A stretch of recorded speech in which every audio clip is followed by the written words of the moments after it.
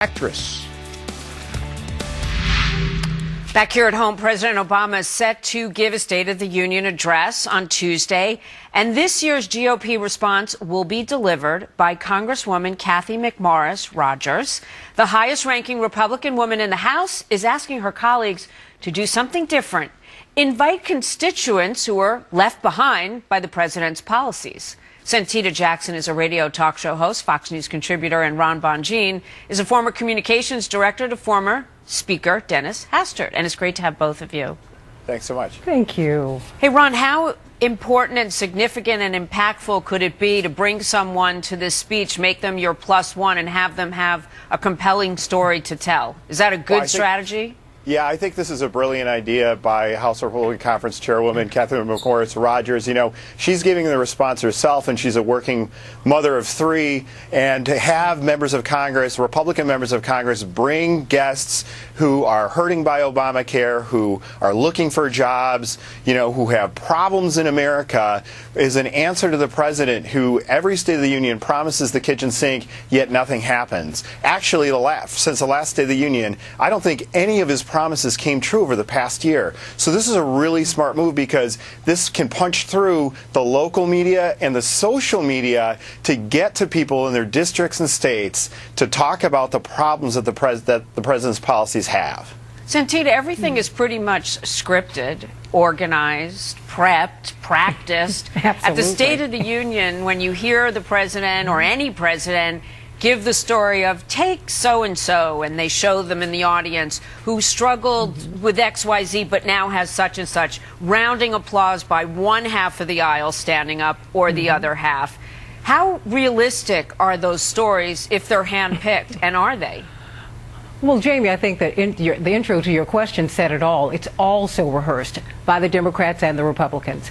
Look, as long as we're not fighting people and we start fighting problems, I'm okay with the Republican strategy. I want to see a representative of the 46 million Americans who are under the poverty line, the 30,000 American students from the historically black colleges and universities who had to withdraw from school because of the student loan requirements, or the students who have been crippled by this $1 trillion debt. I mean, let's have an honest discussion about where we are, and I want to see Democrats and Republicans in it, because I tell you what, Jamie, I'm really disturbed by the discussion about the welfare state, for example, that is led by Republicans and that is led by Democrats. In 2006, you had $59 billion that went to social welfare programs, but $92 billion that went to corporate welfare programs. So I want to see Democrats and Republicans get off the dime, become Americans, and let's deal with the problems that before us. You know, Ron, interesting. Santita, your analysis, what's your reaction, Ron? Because Santita seems to be saying that she would like to hear the stories of the people who are struggling, not necessarily those who are prospering, given the percentage of the programs that the president has put forward. And instead, she's saying focus on the ones that are leaving people still struggling. Well, that's what's really interesting here is that Republicans are going to bring people to put a face on the issue, to put faces on these stories regarding Obamacare and lack of jobs. You know, the president has been in office for now, he's going into his 6th year here, and, you know, he promised hope and change. And but yet, wait, before you argue the president, what he did or didn't do, let's step back. Santita's a Democrat. She's saying that the president should put forward the people who are still below the poverty line, not those that he's successfully raised above. However many of those there are, we still know a lot of people are out of work and suffering. Do you find that surprising as a Republican, that as a Democrat she's saying, hey, Mr. President, tell us about the bad stories and fix it? I think that is starting to happen. I agree completely that the expectations should be raised on the president regarding the poor, the unemployed, to say where are the answers. There's no question about it. This is the biggest problem that we have in our society, and it needs to be addressed. I couldn't agree completely. I couldn't agree more. And, you know, Republicans like Marco Rubio and Paul Ryan and Eric Cantor have brought out you know, proposals on tackling poverty in the United States. And, you know, the president has been talking about income inequality and trying to drive a class warfare argument. I think we need to have solutions rather than partisan bickering. And let me get Santita's, before I run out of time, your position on that, Santita. The fact that there seems to be a lot of revenue shifting, wealth shifting, take from the rich, give to the poor. What do you think about the president's position on that?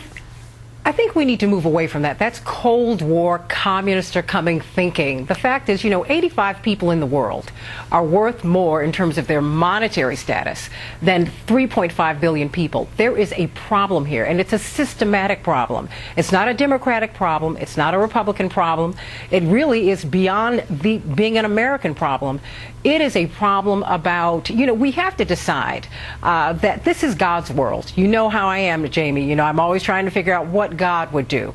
And the fact is, I think that there is enough in this world for everybody to eat, to have clothing, to have shelter. And so we need to shift the conversation. It is not enough for us to just give corporations all of this money, 5% of our budget, and then we start quarreling about, American families cannot be too small, too insignificant to save. And so I think Republicans and Democrats need to come together and figure it out, because they both got us in this ditch. Come together, as I've witnessed and our viewers have witnessed. You did today, too. We will see what we hear on Tuesday. I love the spirit, though, of both of you.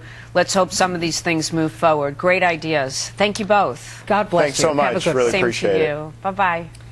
Greg. Well, a gunman opening